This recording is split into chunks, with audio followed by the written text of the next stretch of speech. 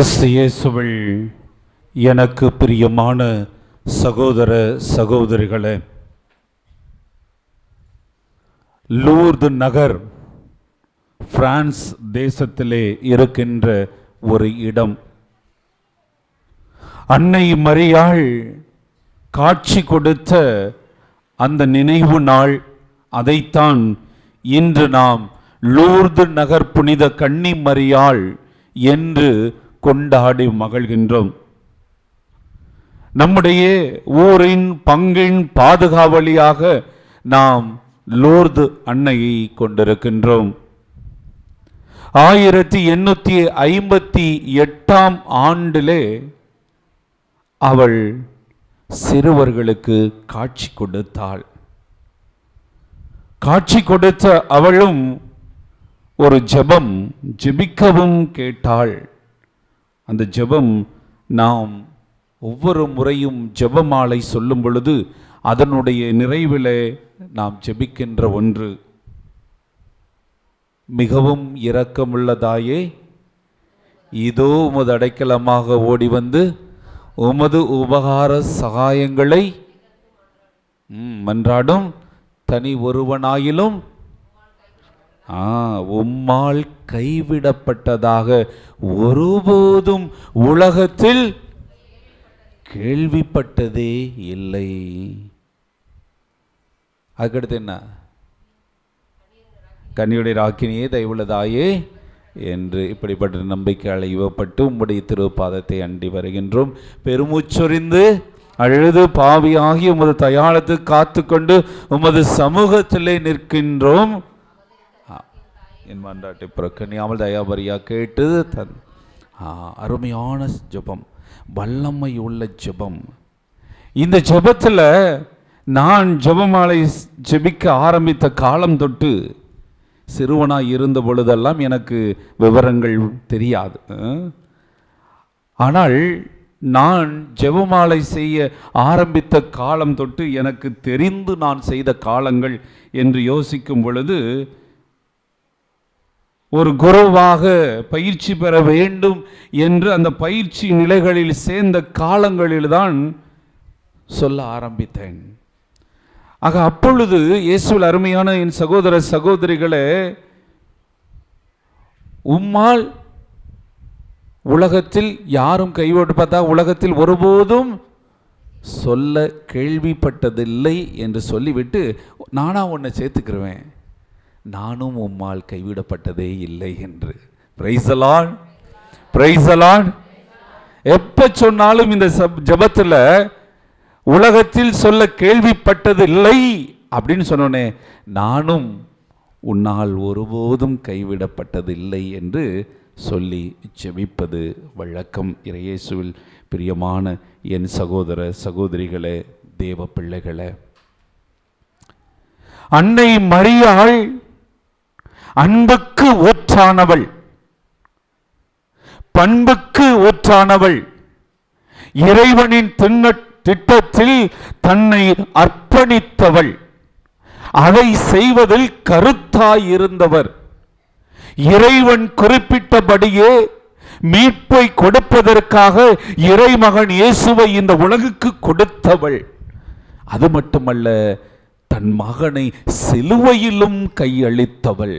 இயேசுவில் அருமையான என் சகோதர சகோதரிகளே, நான் பிலாசபி, தத்துவ இயல் என்று தமிழில் சொல்லுவாங்க, பிலாசபி 3 வருடங்கள் நாங்கள் படிக்கணும்.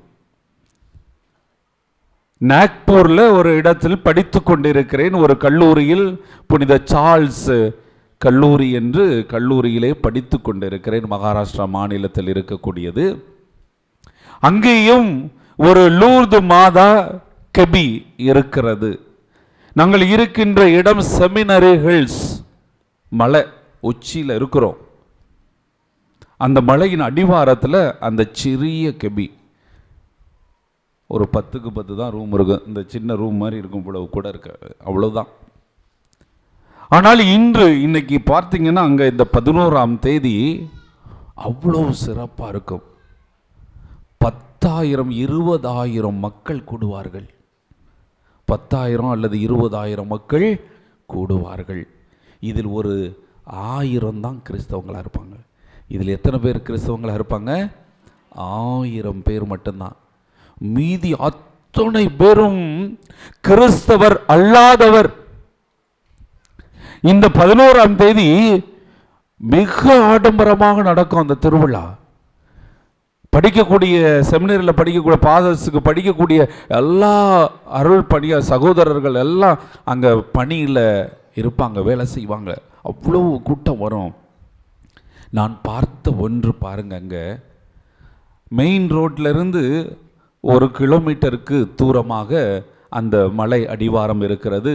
லூர்து அன்னையினுடைய கெபியும் இருக்கிறது. ஒருவர் தார் சாலை அமைத்து கொடுக்கிறார். அவர் ஒரு பஞ்சாபி. தார் சாலை அமைத்து கொடுக்கிறார். மெயின் ரோட்ல இருந்து அன்னை மரியாள் அந்த கெபி வரை மோர் தென் 1 கிலோமீட்டர், 1 கிலோமீட்டருக்கு மேலாக உள்ள. ஆக அவர் இந்த அன்னை மரியாளை பற்றி கேள்விப்பட்டிருக்கிறார். யாரோ ஒருவர் சொன்னார்கள் என்று சொல்லி நம்பி அங்கே வந்து ஜெபித்திருக்கிறார். வியாபாரத்தில் ஏற்பட்ட அந்த நஷ்டம் எப்படி சமாளிப்பது என்று தெரியவில்லை.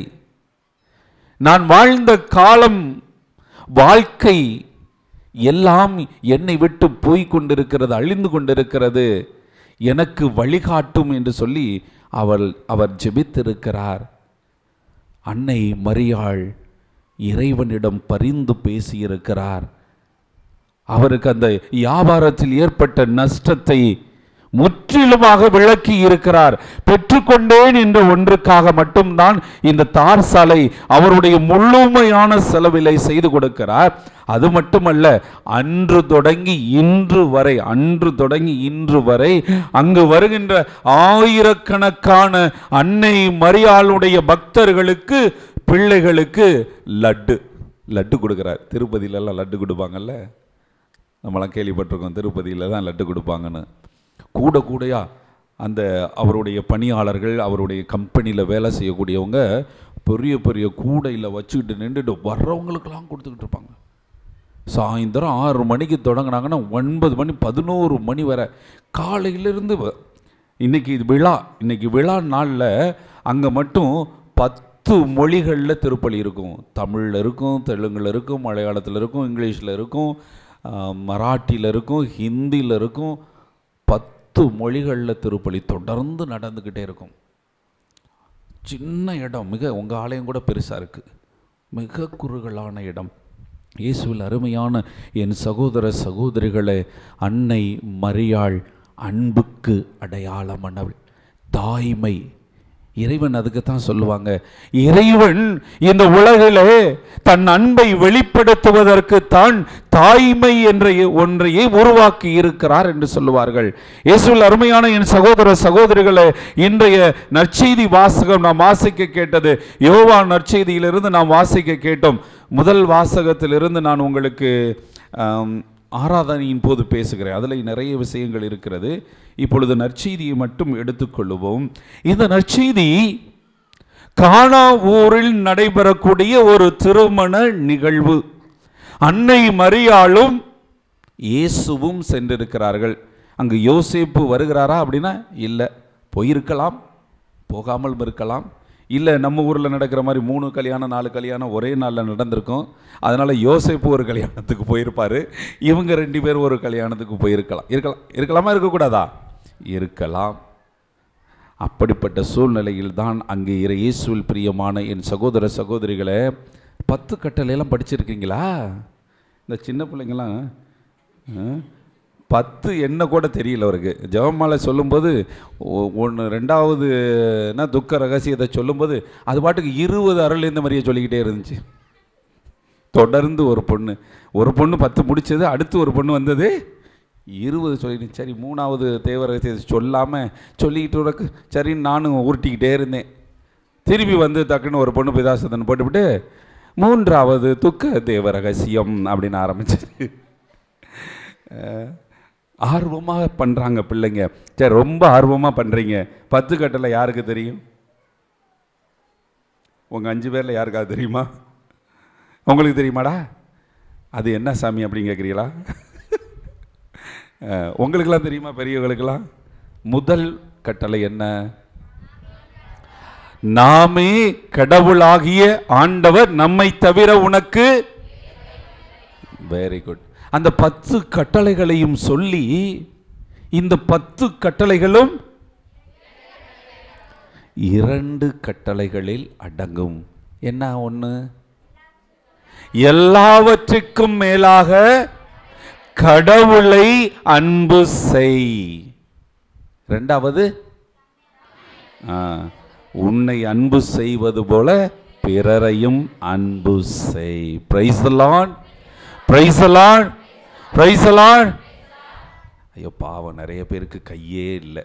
சே கடவுளே என்ன பண்ணுறது? ஏன்டா கடவுளே நான் கேட்க கையில்லாமல் படிச்சு விட்டேன். ஐயோ பாவம். என் ஊர் பேர் என்ன சார்? லூர்து நகர். லூர்து நகரில் இருக்கிற மக்கள்லாம் கையில்லாமல் படிச்சு விட. ஐயோ. Praise the Lord, praise the Lord. Very good. கை தூக்கி சொல்லணும்.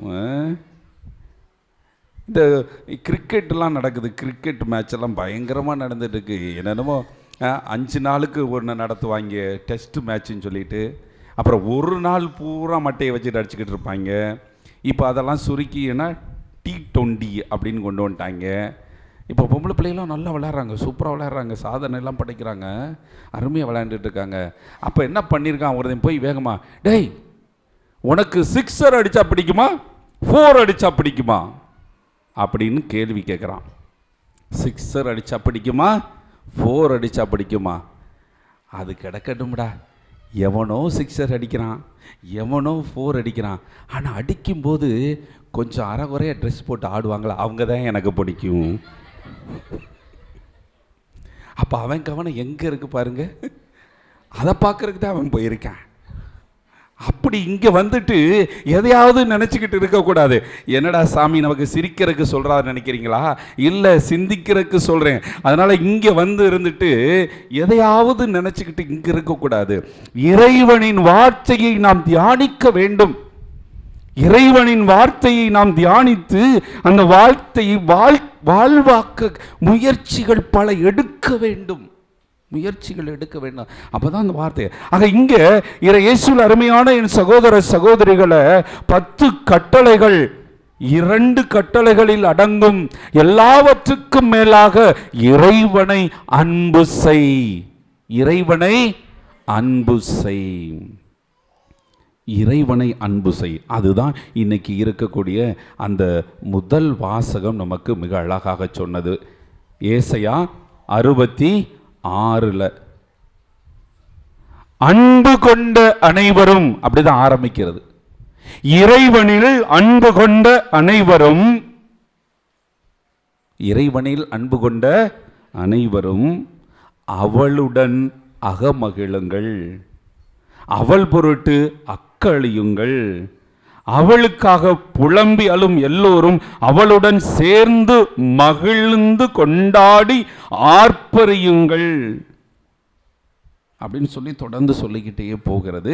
இது அப்படியே இருக்கட்டும், நம்ம பின்னால் பயன்படுத்திக்கிடுவோம். இயேசுவில் அருமையான சகோதர சகோதரிகளே, ஆக இறைவனை அன்பு செய் என்று எல்லா கட்டளைகளையும் உள்ளடக்கிய ஆண்டவர் அன்னை மரியாளிடம் விளங்கிய அன்பை தான் என்று முதல் வாசகத்திலே நமக்கு சொல்லுகிறார். இறைவனை அன்பு செய்யும் அனைவரும் அன்னை மரியாளோடு ஆர்ப்பரியுங்கள், கொண்டாடுங்கள், மகிழுங்கள், அக்களியுங்கள், புகழ் பாடுங்கள், போற்றுங்கள் என்று பல்வேறு வார்த்தைகளை பயன்படுத்துகிறது ஏசாயா இறைவாக்கினர் 66 நாம் முதல் வாசகமா வாசிக்க கேட்டோம். ஆக அந்த அன்புக்கு அடையாளமாகத்தான் இயேசுவில் பிரியமான என் சகோதரனின் சகோதரிய தேவ பிள்ளைகளே இன்றைய நற்செய்தி வாசகம் அமைந்திருக்கிறது. தாய் பிள்ளை அங்கே அவங்க உறவினருடைய திருமண விருந்து, திருமணத்துக்கு சென்றிருக்கிறார்கள். அங்கே கட்டளைகள் பிறக்கின்றன. கட்டளைகள் பிறக்கின்றன. என்ன மாதிரி கட்டளைகள் பிறக்கின்றன? அன்பு கட்டளைகள் பிறக்கின்றன. அது மிலிட்ரியில இந்த ஆர்மிலலாம் எடுத்தோம் அப்படின்னா கமாண்ட்ஸ் அப்படிம்பாங்க, ஆர்டர். என்ன அட்டென்ஷன் அப்படின்னு கத்துவாங்க, அப்படிதான் கத்துவாங்க. Stand at ease. அது நிறைய பேர் நம்ம பிள்ளைகளுக்கெல்லாம் சாண்டஜி சாண்டஜி சாண்டஜி சாண்டஜிஸ் அப்படின்னு தான் தெரியும்.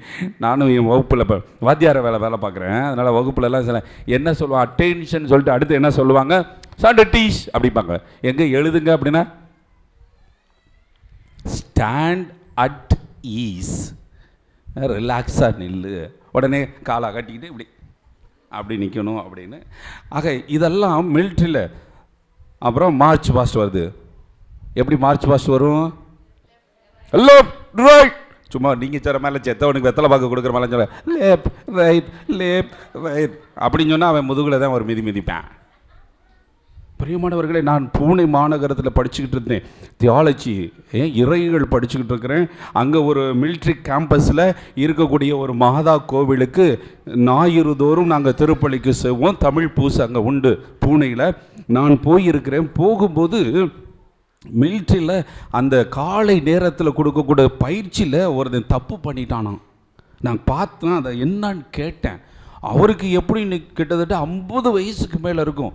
50 வயசுக்கு மேலே உள்ள ஒருவன் அன்று ஏதோ தவறு செய்து விட்டான் என்பதற்காக தண்டனை எப்படின்னு பார்த்தீங்கன்னா, அவன் அந்த இடத்துலேருந்து பயிற்சி நடந்த மைதானத்திலிருந்து இங்கே வர அவருடைய இடத்துக்கு வர குட்டிக்காரன் அடிக்கிறான்.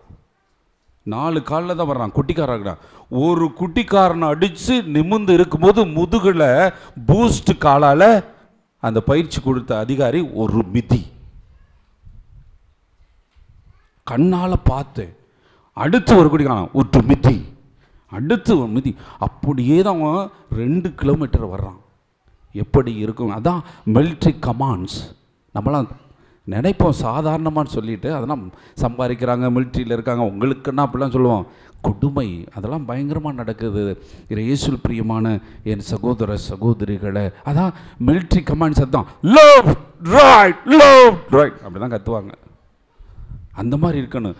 ஆனால் இங்கே விவிலியத்தில் அப்படிப்பட்ட ஒரு அதிகாரம் நிறைந்த கட்டளைகள், கமாண்ட்ஸ், ஆர்டர் இருக்கிறதா என்றால் இல்லவே இல்லை. அன்பினால் உருவானது, உறவினால் உருவானது, பாசத்தினால் உருவானது, கருணையால் உருவானது, இரக்கத்தினால் உருவானது. என்ன முதல் கட்டளை அங்கே வருகிறது? அன்னை மரியாளிடமிருந்து வருகிறது முதல் கட்டளை. அன்னை மரியாளிலிருந்து வருகின்ற முதல் கட்டளை என்ன அப்படின்னு சொன்னா, ரசம் தீர்ந்து விட்டது. அன்னை மரியா அங்கே போய் ஏசிட்ட பார்த்து ரசம் தீர்ந்து விட்டது அப்படி சொல்லி, நிச்சயமா அப்படி சொல்லியிருக்க மாட்டேன். இப்போ வேலையை பாரு அப்படின்னு சொல்லியிருப்பார் இயேசு. என்ன அரட்டுற, என்ன வேலையை பாரு அப்படின்னு சொல்லியிருப்பார். அன்பு மகனே, அதில் எவ்வளவு அன்பு இருக்கிறது. ஆக இறைவனில் கொண்ட அன்பு நம்முடைய வார்த்தைகளும் நம் வாழ்க்கையிலும் நம்முடைய பேச்சிலும் எல்லாவற்றிலும் வெளிப்பட வேண்டும். இயேசுவில் அருமையானவர்களே, அதைத்தான் அன்னை இறைவனின் அன்பினால் முழுமையாக ஆட்கொள்ளப்பட்டவளாக, அந்த அன்புக்கு அடையாளமானவளாக, அந்த அன்பை பரிமாறிக்கொண்டு பகிர்ந்து கொண்டு அந்த அன்புக்கு அடையாளமாய் பிறக்கின்ற அந்த இரக்கம், ஈகை, அதன் நிமித்தமாக அங்கே யாரும் வீட்டுக்காரங்களாம் போய் கேட்ட மாதிரி சொல்ல, ஐயோ எங்களுக்கு ரசம் தீர்ந்துச்சு, நான் வந்தவங்களுக்கு விருந்தவர்களுக்கு சாப்பாடு போட முடியல, ஐயோ எல்லாரும் எங்களை கேவலமாக பேசுவாங்க, அவமானப்பட போகிறோம், எதையும் சொல்லலை. ஆனால் அன்னை மரியாள் உணர்ந்து செயல்படுகிறார். காரணம் இறை அன்பு, ஆழமான அன்பு. ஆக அன்பு கட்டளை ரசம் தீர்ந்து விட்டது. அதற்கு பதிலாக இயேசுவும் ஒரு கட்டளை. என்ன கட்டளை சொல்லுகிறார்? அம்மா, அது பற்றி நாம் என்ன செய்ய முடியும்? அவர் அங்கே ஒருமையில் கூட பேசல, நான் என்ன செய்ய முடியும் கூட கேட்கல. அம்மா சொன்னாங்க, உனக்கு ஏமா கவலை அப்படிங்கிற மாதிரி. அவங்க வீட்டு கல்யாணம் அவங்க பார்த்துக்கிருவாங்க, உனக்கு ஏமா தேவையில்லாமல் அடுத்த வீட்டு வம்பு அப்படிங்கிற மாதிரி. அம்மா, அது பற்றி நாம் என்ன, அப்போ அம்மாவையும் சேர்த்துக்கிறார் அவர். நாம் என்ன செய்ய முடியும் அப்படிங்கிற இரண்டாவது கட்டளை கொடுக்குறாங்க. அதுக்கடுத்து தொடர்ந்து போகும்போது பாருங்க, அன்னை மரியாள் திரும்பவும் ஒரு கமாண்டு கொடுக்குறாங்க. என்ன கமாண்டு? அவர் உங்களுக்கு சொல்வதெல்லாம் செய்யுங்கள். ஆக ரசம் தீர்ந்து விட்டது என்பதற்கு பதில் நாம் என்ன செய்ய முடியும்? நான் செய்கிறோமா, எதாவது பண்ணுவோம், என்னமா பண்ணுவோம், ஏதாவது சொன்னால் பாசிட்டிவ் இல்லை என்றாலும் அங்கே அன்பு இருந்தது, நம்பிக்கை இருந்தது, இரக்கம் இருந்தது, பரிவு இருந்தது, பாசம் இருந்தது, கருணை இருந்தது, எல்லாம் நிறைவேறியது. ஆகவேதான் எல்லாவற்றையும் ஊற்றான அந்த இரக்க செயல் அங்கே நடைபெறுகிறது. உடனடியாக தன் மகன் இயேசுவில் நம்பிக்கை கொண்டவளாக, அவர் கடவுள் என்பதையும் உணர்ந்தவளாக, அவரால் முடியும் என்ற ஒரு நிலையிலே அந்த அன்னையானவள் சொல்லுகிறார், அவர் உங்களுக்கு சொல்வதையெல்லாம் செய்யுங்கள். அவ்வளவுதான். அதிலிருந்து திரும்ப அடுத்து இயேசு கட்டளை யாருக்கு கொடுக்கிறா? அன்னை மரியாளும் யாருக்கு கொடுத்தாங்க இந்த கட்டளையை? அங்கே இருக்கிற பணியாளர்களுக்கு கொடுத்தாங்க, வேலையாளர்களுக்கு. இப்போ இயேசு வேலையாளர்களுக்கு கொடுக்கிறார். என்ன கொடுக்கிறார்? இத்தொட்டிகளில் தண்ணீர் நிரப்புங்கள், இத்தொட்டிகளில் தண்ணீர் நிரப்புங்கள். அடுத்து இன்னொரு கட்டளையும் தொடர்ந்து கொடுக்கிறார். அவர்கள் நிரப்பினார்கள். பின்பு அதற்கு என்ன செய்றார்? இப்போது மொண்டு பந்தி மேற்பார்வையாளரிடம் கொண்டு போங்கள். ஆக இயேசுவில் எனது அருமையான சகோதர சகோதரிகளே, நாம் நம்முடைய வாழ்க்கையில் யாரோ சொல்றாங்க, எவரோ சொல்றாங்க, எங்கோ சொல்லப்பட்டது, ஏதோ சொல்லப்பட்டது அப்படிங்கிறத எல்லாம் விடுத்து இந்த விவிலியத்தை நாம் படிக்கணும். முதல்ல ஒவ்வொருவரும் வாசிக்க வேண்டும். வாசித்து சிந்தித்து அதை நாம் உள்வாங்கி நம்முடைய வாழ்க்கையாக்கி இந்த விவிலியத்தில் பேசுகின்ற இறை வார்த்தையிலே பேசுகின்ற அந்த இறைவனை என்ன செய்யணும்? அனுபவிக்கணும். இறை அனுபவம்ங்கிறது அதுதான். இறை அனுபவம்ங்கிறது அதுதான். நான் பேசலாம், இப்ப நான் பேசுறேன் அப்படின்னா நான் என்னுடைய இறை அனுபவத்திலிருந்து பேசுகிறேன். இறைவனின் அன்பை நான் எந்த அளவுக்கு என்னுடைய வாழ்க்கையில் உணர்ந்திருக்கிறேனோ அதிலிருந்து பேசுகிறேன். அது உங்களுடையதாகாது. ஆக தனி ஒரு மனிதன் குழந்தையாக இருந்தாலும், பெரியவராக இருந்தாலும், திருமணமானவராக இருந்தாலும், ஆகாதவராக இருந்தாலும், எந்த நிலையில் இருந்தாலும், பள்ளியில் படிப்பவராக இருந்தாலும், கல்லூரியில் படிப்பவராக இருந்தாலும், இயேசுவில் அருமையான சகோதர சகோதரிகளை விவிலியத்தை வாசிக்கவும் இந்த இறை வார்த்தையிலே தியானிக்கவும் நாம் கடமைப்பட்டிருக்கிறோம். அதுதான் அன்னை மரியாள் வார்த்தைகளை எல்லாம் தன் உள்ளத்தில் இருத்தி என்னது சிந்தித்து வந்தால் என்று சொல்லுவார்கள். ஆக வாழ்க்கையை வாழ்க்கையாக்கினார். வார்த்தை தான் சொல்லப்பட்டது. அருள் நிறைந்த மரியே என்று நீங்களாம் மாற்றிக்கலாம் தயவு செய்து. அருள் மிக பெற்ற மரியேங்கிறீங்க, அதெல்லாம் கொஞ்சம் கொச்சைப்படுத்துவதாக இருக்கு. எனக்கு பிடிக்கல. அருள் மிக பெற்றவள். நம்ம ஆளுங்க மொழிபெயர்ப்பு செய்தோம் சொல்லிட்டு ஏதோ நல்லது செய்கிறேன்னு சொல்லி தவறாலாம் நிறைய கொண்டு வந்துட்டு இருக்காங்க. அருமையானது அருள் நிறைந்தனா என்ன? ஃபுல். அருள் மிகன்னா என்ன? கொஞ்சம் அருள், இன்னும் கொஞ்சம் அருள், இன்னும் கொஞ்சம் அருள், இன்னும் கொஞ்சம் அருள், குவாட்ரு, ஆஃபு, ஃபுல்லு அப்படிங்கிற மாதிரியா தெரியல. சிரிக்கிறார் அண்ணனுக்கு நல்லா தெரியும் வரக்கு குவாட்ரு ஆஃப். அண்ணன் சும்மா தான் சொன்னேன். பாருங்க, அப்படிலாம் இருக்கக்கூடாது. அதனால நீங்கள் தயவு செய்து அடுத்து ஜெபிக்கும் போதெல்லாம் பிள்ளைகளை மாற்றிக்கிறணும்.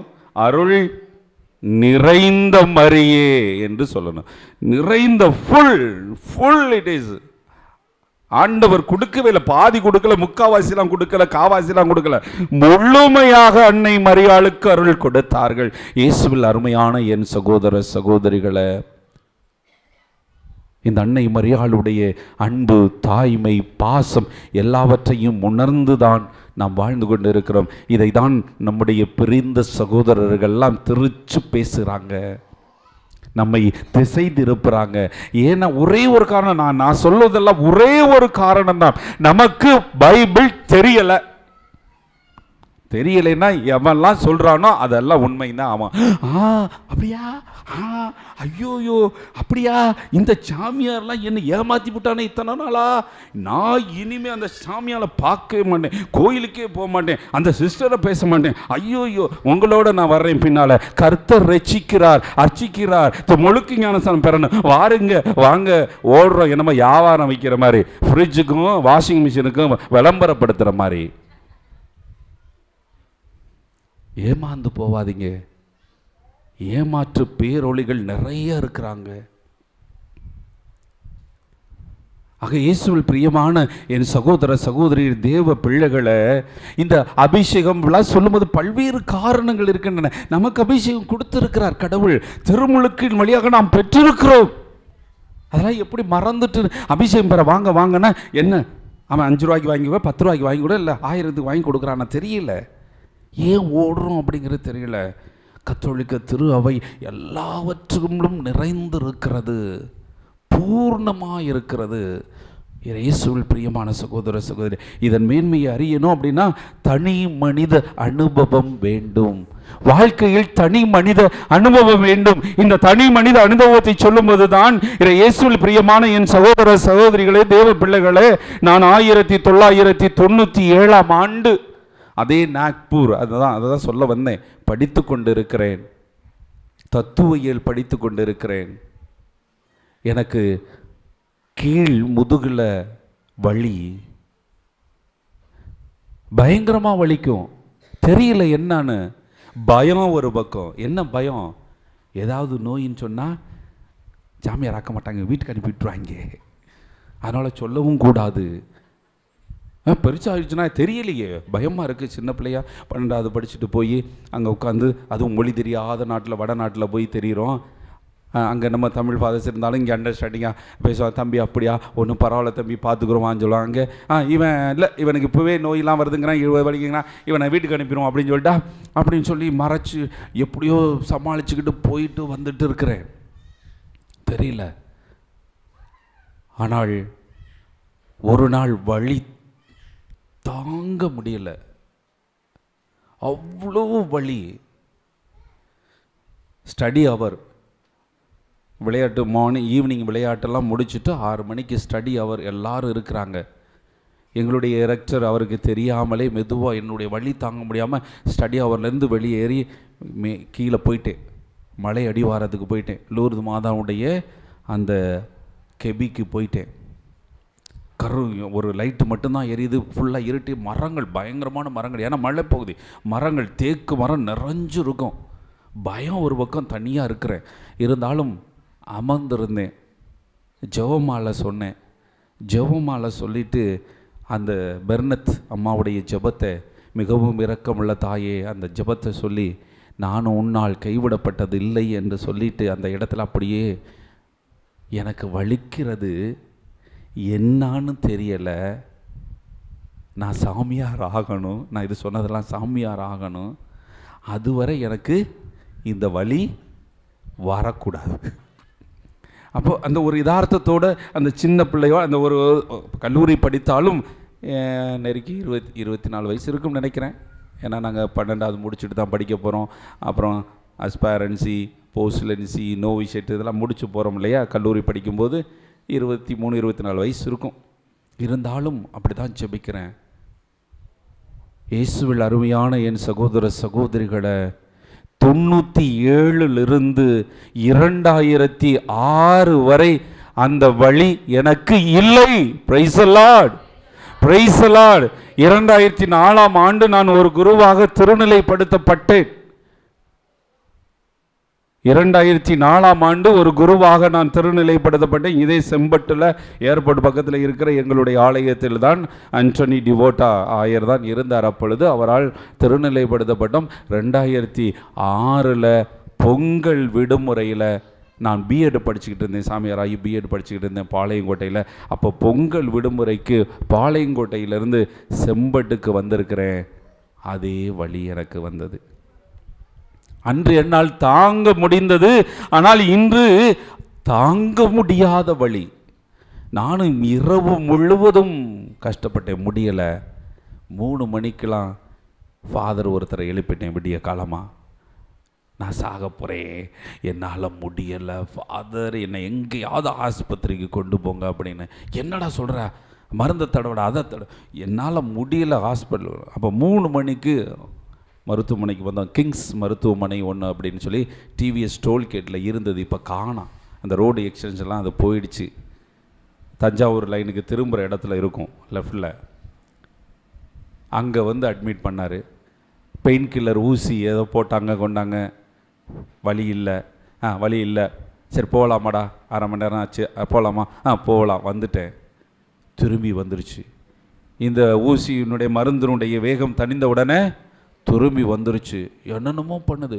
யூரின் வர்ற மாதிரி இருக்குது, வரல. நம்ம 2 வர்ற மாதிரி இருக்குது, வரல. போனால் வரல, வலிக்குது, பரல்றேன், உருள்றேன். பயங்கர கொடுமையாக இருந்தது உண்மையில். திரும்பி அவர் பூசை வேற வச்சுக்கிட்டு இருக்கார். காலையில் 6 மணி ஆயிடுச்சு, பூசை பங்கில் வச்சுக்கிட்டு இருக்காரு. எப்படா பூசை முடிஞ்சு வருவார் அப்படின்னு இப்படியே உட்காந்துருந்தேன் பிடிச்சிக்கிட்டு. வந்தார், சொன்னேன். உடனே திரும்பி போனோம். அட்மிட் பண்ணி பாருங்க அப்படின்னு சொன்னாங்க. அட்மிட் பண்ணாங்க. அப்புறம் ஸ்கேன் எடுத்து பார்க்கும்போது தான் தெரிகிறது கிட்னி ஸ்டோன் அப்படின்னு. ஆக அன்று எனக்கு இருந்ததும் அதே பிரச்சனை தான். ஆனால் நான் சொன்ன ஒரு வார்த்தை, அந்த நம்பிக்கையின் வார்த்தை, அன்னை மரியாளின் தாய்மையான அன்பு. நான் சாமியார் ஆகணும், எனக்கு இந்த வழி வரக்கூடாதுன்னு சொன்னேன். 7லிருந்து 4 வரை, அப்போ கிட்டத்தட்ட 7 ஆண்டுகளுக்கு அந்த வழியே தெரியாமல், அது கல் இல்லாமலாம் இருந்து தான் இருந்திருக்கு. ஆனால் தன்னால் எப்படியோலாம் வெளியே வந்திருக்கு, போயிருக்கு. ஆனால் 6ஆம் ஆண்டு முழுமையாக. ஆக இந்த வழியும் அந்த வழியும் நான் ஒப்பிட்டு பார்க்கும்போது ஒன்றாக இருக்கிறது. இயேசுவில் அருமையான என் சகோதர சகோதரிகளை, ஆக இப்படியாக சில பேர் கிட்னி ஸ்டோன்லாம் வந்தால் போறீங்க. இது பெண்களுக்கு தெரியும் நல்லா, பிரசவ வேதனை எப்படி இருக்குன்னு. அதை விடவும் மேலானதுன்னு சொல்லுவாங்க. கிட்னி ஸ்டோன் பிரச்சனை அதை விடவும் கொடுமையானது, அப்படி வலிக்கும் அப்படின்னு சொல்லுவாங்க. அப்படி வேதனைப்பட்டவன், அப்படி அன்னை மரியாள் நம்பினாள். நம்மை நிச்சயமாக தம் திருமகன் இயேசுவிடம் ஒப்பு கொடுப்பாள்.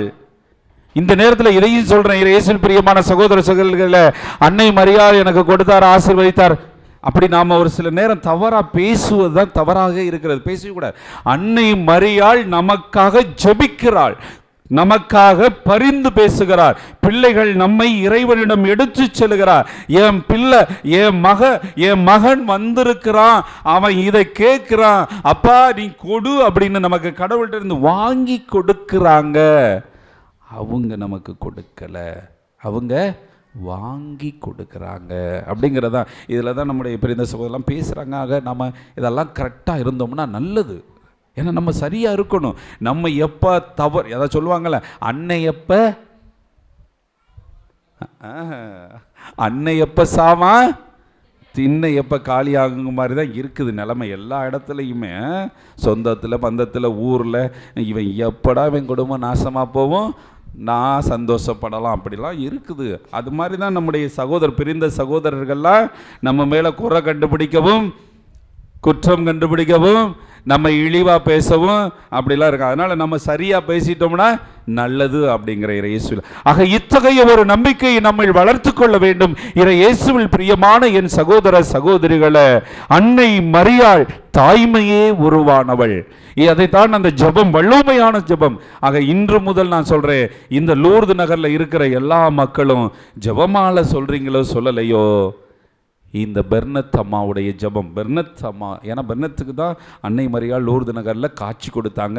அதனால் இந்த ஜெபத்தை சொல்லி ஜெபிக்க சொன்னாங்க, உலகத்துக்காக ஜெபிக்க சொன்னாங்க, மக்கள் விசுவாசத்தில் வளர ஜெபிக்க சொன்னாங்க, விசுவாசத்தில் தூண்டி எழுப்ப, ஆக இறைவனுடைய அருளை பெற, இயேசுவினுடைய மீட்பில் நாமும் ஒருவராக அந்த மீட்பின் அன்பை, அருளை எல்லாவற்றையும் நாம் பெற்று மகிழ்வதற்காக அவர்கள் இந்த ஜெபத்தை சொல்லி ஜெபிக்க சொன்னாங்க என்பது உண்மை. ஆக பெர்னத் ஜெபம் என்றுதான் இது அளிக்கப்படுகிறது. இந்த ஜெபத்தை ஒரு நாளைக்கு ஒரு முறை இல்லை, 9 முறை சொல்லுங்க. வல்லமையான ஜெபம். நீங்கள் ஆசி பெறுவீர்கள். அன்னை மரியாளினுடைய பரிந்துரை ஜெபத்தையும் வல்லமையும் மாற்றலையும் முழுமையாக பெறுவீங்க. நான் செய்வது போல இடையில உலகத்தில் கேள்வி யாரும் கைவிடப்பட்டா உலகத்தில் ஒருபோதும் கேள்விப்பட்டதில்லை, நானும் உம்மால் கைவிடப்பட்டதில்லை என்றும் சேர்த்து கொண்டு சொல்லி ஜெபியுங்கள். உங்கள் வாழ்வில் மாற்றம் இருக்கிறதா, இறை ஆசிரை நீங்கள் பெறுங்களா அப்படிங்கிறத உங்கள் பங்குசாமியாட்ட சொல்லிடுங்க. நிச்சயமாக பெறுவீர்கள். சந்தேகமே இல்லை, நிச்சயமாக பெறுவீர்கள். ஆனால் ஜெபிக்கணும். ஜெபிக்காமல் கிடைக்காது. ஆக இத்தகைய நம்பிக்கையை நம்ம வளர்த்து கொள்ள, இறைவனை அன்பு செய்வதால் அன்னை மரியாளோடு இறைவனை புகழ, போற்ற, ஆர்ப்பரிக்க, அக்களிக்க, மகிழ்ந்து கொண்டாட இறை அருள் வேண்டுவோம். விழாவை இன்னும் சிறப்பாக கொண்டாடுவோம். இறைவனின் ஆசி பெறுவோம். இத்திருப்பலியில் அனைவருக்காகவும் ஜெபிப்போம். ஆமென்.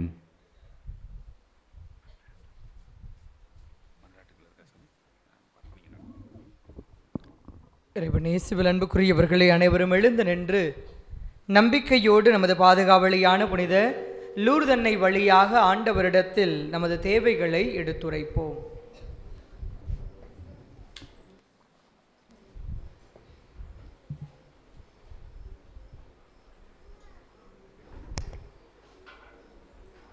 அன்பின் இறைவா, அகில உலக திரு அவையையும் எங்கள் மறைமாவட்டத்தையும் அருட்பணியாளர்களையும் இறையரசு பணியிலும் நற்செய்தி பணியிலும் ஈடுபட்டு உழைக்கும் துறவரத்தாரையும் காத்து வழிநடத்த வேண்டுமென்று புனித லூர்து அன்னை வழியாக மன்றாடுகின்றோம். புனித லூர்து அன்னை வழியாக ஆண்டவரே எங்கள் மன்றாட்டை கேட்டருளும்.